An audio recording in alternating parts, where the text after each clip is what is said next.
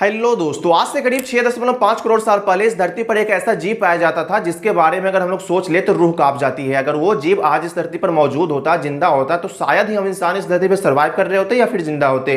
मैं बात कर रहा हूँ डायनासोर की। ये इतने भयानक और इतने बदमाश हुआ करता था कि सभी चीजों को नष्ट कर देता था, सभी चीजों को बर्बाद कर देता था। और आज से करीब 6.5 करोड़ साल पहले इस धरती पर डायनासोर राज किया करता था और आने वाले कई सालों तक डायनासोर ने इस धरती पर राज किया। उस टाइम पे डायनासोर जमीन से लेकर समुद्र, आसमान, सभी जगह अपना कब्जा किया हुआ था और कई प्रकार के डायनासोर पाए जाते थे। जैसे कुछ डायनासोर काफी भयानक, विशाल और बदमाश टाइप का हुआ करता था, तो कुछ डायनासोर काफी सुस्त और शांत हुआ करता था। वहीं कुछ डायनासोर काफी छोटे कद का और एक्टिव और उड़ने वाला हुआ करता था।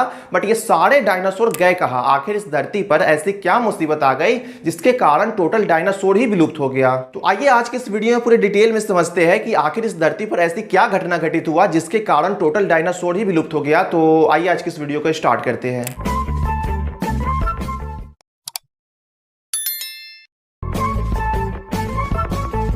सौर मंडल में सूरज के सबसे नजदीक है प्लैनेट, फिर उसके बाद है वीनस, फिर उसके बाद है अर्थ यानी कि हमारा पृथ्वी, और फिर उसके बाद है मंगल, उसके बाद है विनस्पति। और मंगल और विनस्पति के बीच ग्रह के बहुत सारे छोटे छोटे टुकड़े हैं जिसे हम लोग एस्टेरॉयड बोलते हैं। और ये एस्टेरॉयड बहुत ही ज्यादा खतरनाक होता है और ये एस्टेरॉयड हमारे पृथ्वी पे बहुत ज्यादा इफेक्ट डालता है और ये सारे एस्टेरॉयड सूरज को चक्कर लगाता है। बट कभी कभी सूरज के चक्कर लगाते टाइम ये एस्टेरॉयड आपस में टकरा जाते हैं और मंगल ग्रह के पास होता है गुरुत्वाकर्षण बल, इसलिए मंगल ग्रह वो सारे एस्टेरॉयड को अपनी तरफ खींच लेते हैं। बट मंगल ग्रह भी सूरज को चक्कर लगाता है तो मंगल ग्रह अपने जगह से आगे चला जाता है जिसके कारण वो सारे एस्टेरॉयड पृथ्वी पे आके गिर जाता है। और ऐसे ही हमारे पृथ्वी पे हमेशा एस्टेरॉयड गिरते रहता है। हमेशा क्या, हमारे पृथ्वी पे तो डेली एस्टेरॉयड गिरते रहता है। बट आप लोग सोच रहे होंगे कि जब डेली एस्टेरॉयड गिरता है तो वो सारे एस्टेरॉयड जाता कहां है, वो हमें दिखता क्यों नहीं है, वो धरती पे क्यों नहीं आता है? तो हमारे पृथ्वी के चारों ओर एटमॉस्फेयर है जो हमें रक्षा करता है, यानी कि पृथ्वी का जो ऊपरी लेयर है वो हवा का कवच है। एक तरीके से हम लोग के लिए वो सुरक्षा कवच है। अगर वो नहीं होता तो हम इंसान इस धरती पे जिंदा ही नहीं होते,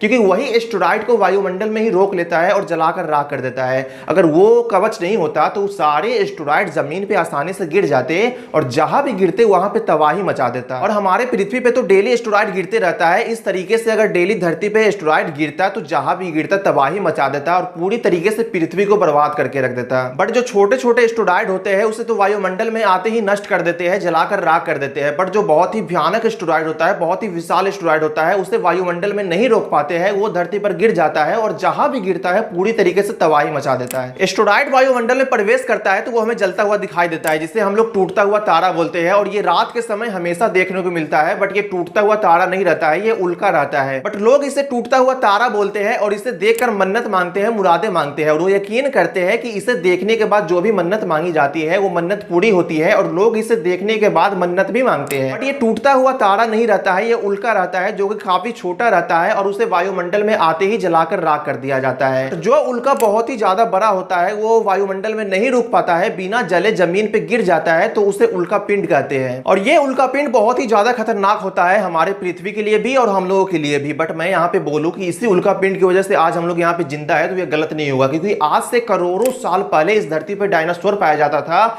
जो कि काफी भयानक और विशाल हुआ करता था, जो सभी चीजों को नष्ट कर देता था, बर्बाद कर देता था। बट इसी उल्का पिंड की वजह से सारे डायनासोर विलुप्त हो गए, जिसके कारण हम लोग यहाँ पे जिंदा रह पा रहे हैं। अगर डायनासोर आज यहाँ पे होता तो हम इंसान को तो ऐसे ही निगल जाता, खा जाता, हम लोग यहाँ पे जिंदा ही नहीं रह पाते, सर्वाइव ही नहीं कर पाते। बट यहाँ पे सवाल आता है कितना बड़ा उल्का पिंड था जिसके कारण गिरते ही पूरे डायनासोर ही विलुप्त हो गया? आखिर वो उल्का पिंड कितना भयानक था, कितना विशाल था जिसके कारण पूरा डायनासोर ही विलुप्त हो गया? तो आज से करीब 6.5 करोड़ साल पहले इस धरती पे सब कुछ नॉर्मल था और डायनासोर अपनी नॉर्मली जिंदगी गुजार रहे थे और टेम्परेचर आज की तुलना में थोड़ा सा ज्यादा हुआ करता था। बट धरती से 322 करोड़ किलोमीटर दूर जुपिटर और मार्स के बीच बहुत सारा एस्टेरॉयड आगे की तरफ बढ़ रहे थे। बट उसमें से एक ऐसा एस्टेरॉयड था जो पृथ्वी की तरफ बढ़ रहा था और वो इतना भयानक, इतना विशाल एस्टेरॉयड था कि एक अकेला एस्टेरॉयड में पूरी पृथ्वी को तबाह कर देने की, बर्बाद कर देने की क्षमता थी। और वो एस्टेरॉयड पृथ्वी की तरफ आगे बढ़ता रहा और आगे बढ़ने के बाद दूसरे एस्टेरॉयड से उसकी टक्कर हो जाती है और लाखों टुकड़े हो जाते हैं और वो सारे टुकड़े अंतरिक्ष में जाके बिखर जाता है। बट एक टुकड़ा धरती की तरफ अभी भी आगे बढ़ रहा था और ये भी इतना भयानक टुकड़ा था कि पूरे धरती को बर्बाद कर देने की क्षमता थी इसमें। बट जब भी हमारे धरती की तरफ एस्टेरॉयड आता है तो चांद उसका रास्ता रोक लेता है, धरती की तरफ नहीं आने देता है और एस्टेरॉयड चांद से टकरा जाता है और वो एस्टेरॉयड चांद पे ही गिर जाता है, धरती पे आने नहीं देता है। बट ये एस्टेरॉयड किसी भी तरीके से चांद को पार करके धरती की तरफ काफी स्पीड के साथ आगे बढ़ रहा था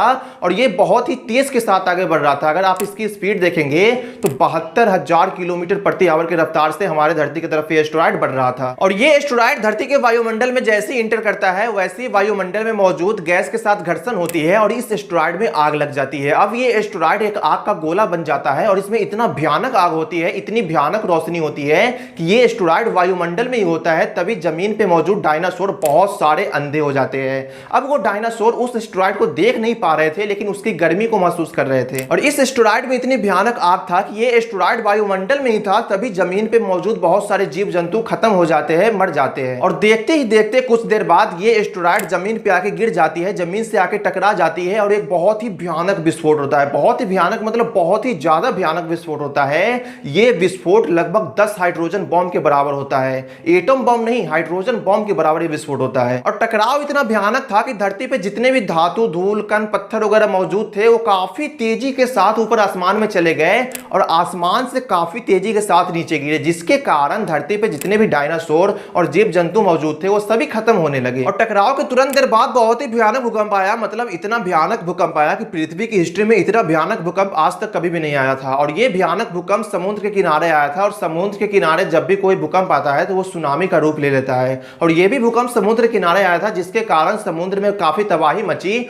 और वो सुनामी का रूप ले लिया और ज्वालामुखी भी जमीन से बाहर निकलने लगा था, जिसके बाद जो भी डायनासोर और जीव जंतु बचे हुए थे वो सारे पूरी तरीके से खत्म होने लगे। बट जो उड़ने वाला डायनासोर था वो उड़कर ऊपर चला गया और जमीन पर हो रहे महाविनाश से बच गया। और एस्टेरॉयड जो जमीन से टकराया था तो उस टाइम पे जितने भी धातु, धूल, कण, पत्थर वगैरह हवा में उड़कर ऊपर गए थे उसमें से थोड़ी से नीचे गिर गए थे और बाकी सारे बादल में तब्दील हो गए और थोड़ी देर बाद वो आग का बारिश करने लगते हैं, जिसके कारण उड़ने वाला डायनासोर तो हवा में ही खत्म हो जाता है और धरती की टेम्परेचर इतना ज्यादा हो जाता है कि सभी पेड़ पौधे जलकर राख हो जाते हैं और धरती पर मौजूद जीव जंतु कुल 90% तक खत्म हो गए थे। डायनासोर तो पूरी तरीके से खत्म हो ही गए थे, पूरी तरीके से विलुप्त हो ही गए थे, लेकिन अलग जो जीव जंतु थे वो 90% तक खत्म हो गए थे और जो 10% जीव जंतु बच गए थे वो काफी छोटे जीव जंतु थे। काफी छोटे मतलब बहुत ही ज्यादा छोटे जीव जंतु थे। वो जीव जंतु या तो बिल में घुस गए थे या फिर जमीन के नीचे छुप गए थे, जिसके कारण हो रहे महाविनाश से वो लोग बच गए थे। और उन्हीं जीव जंतु से करोड़ों साल बाद मैमल्स की प्रजाति का विकास हुआ। बट डायनासोर इस हादसा में पूरी तरीके से विलुप्त हो गया था, पूरी तरीके से खत्म हो गया था और डायनासोर के खत्म होने के बाद मैमल्स की प्रजाति काफी ज्यादा खुश हुआ। सो आई होप आपको ये वीडियो इन्फॉर्मेटिव लगा हो। अगर इन्फॉर्मेटिव लगा हो तो लाइक करें, कमेंट करें, शेयर करें एंड चैनल पे नहीं तो सब्सक्राइब करना ना भूलिए। Thank you.